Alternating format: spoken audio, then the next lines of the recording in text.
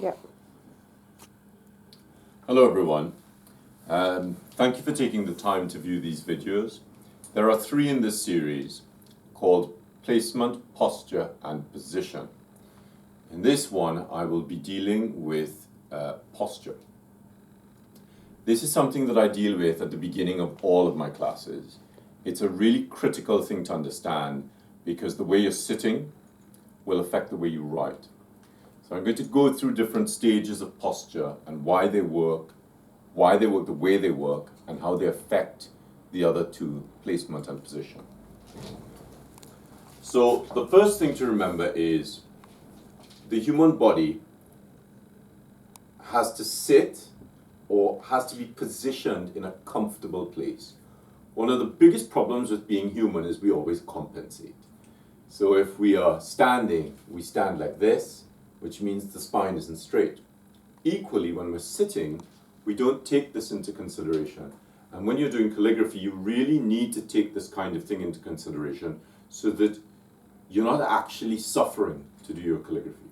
So how does posture work? Well, the first thing you have to figure out is where you sit on the chair. Never sit to the back of the chair. Always sit to the middle or the front of the chair.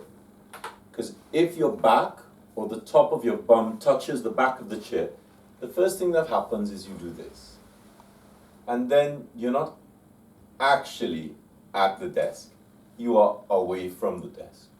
So always sit to the middle or the front of the chair.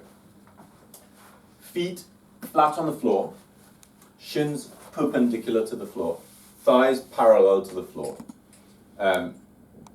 Your back should be upright, and you should sit up in the back rather than slouching in the back.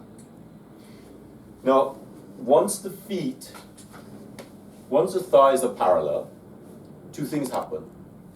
The hip flexor muscles, which are the biggest muscles in the body, they disengage. And that allows the transverse abdominals to engage. And as the transverse abdominals engage, they help you to sit up, the chest is raised, and the shoulders fall back. Now, because the chest is raised, doesn't mean I'm doing this. The chest is naturally raised. One of the other issues with this kind of posture is the shoulder. Because when it comes to writing, we have a tendency to squeeze the shoulder.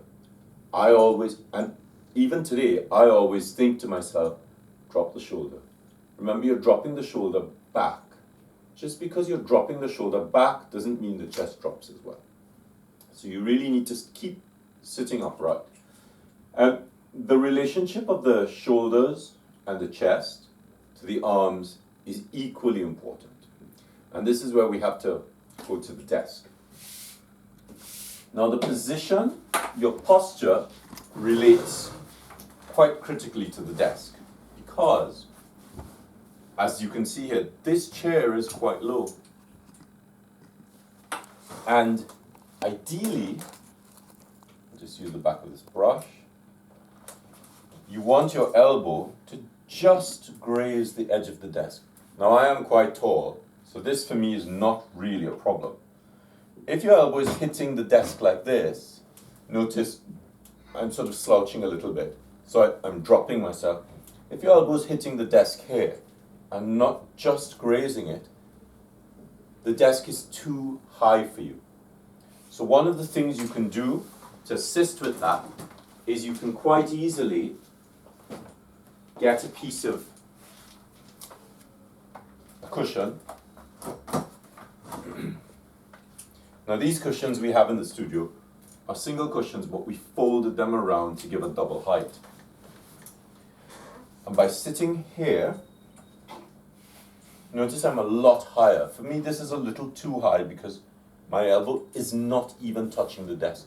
So if when you sit, your elbow isn't touching the desk, then you're going to have to lean down on the elbow. So those are some very important tips for posture. How do the shoulders and the arms relate to the spine is equally important. I'm just going to turn and face away from you for a little bit. When you're sitting upright, Ideally, you want the arms to have an even space on either side of the spine. If you're sitting like this, the spine's going to have to correct itself somewhere along here, and it'll cause some kind of pain, which you don't really want. Ideally, the non-writing hand, and in my case the left hand, will hold the page very lightly. The writing hand will hold the writing tool, and so the arms and their distribution across the back are almost even on either side. Notice I'm still sitting upright. So the ratio of the desk to the chair and your elbow to your shoulder is equally important. The reason why this kind of posture is so critical is because of what it does to this area. When you sit upright, the lungs are completely stretched to capacity. And as they're stretched to capacity, they're fully aerated. As soon as you start slouching, the lower lungs collapse. The top lungs also collapse a little bit because they're crumpled at the front, which means you go from here to here to there to there. By which time you will probably end up yawning, not because you're tired or you're fed up, but simply because your body is telling you you need to have a nice big intake of oxygen. By sitting up, we have all our lungs working, being fully aerated. As well, we are allowed to see the whole page, because if we're here, we're only really looking at here. But if we're sitting upright, we have this whole page that we can see. We can see what we've done, we can see where we're going to, and we can see where we have to go to. So it helps us to space the lettering better, especially for things like copperplate and Spencerian script. If you intend to do any kind of flourishing, you really want to be able to have this whole arm movement, which means if you are leaning on the arm can't move smoothly. You can only get this far. Then you have to move across on the elbow.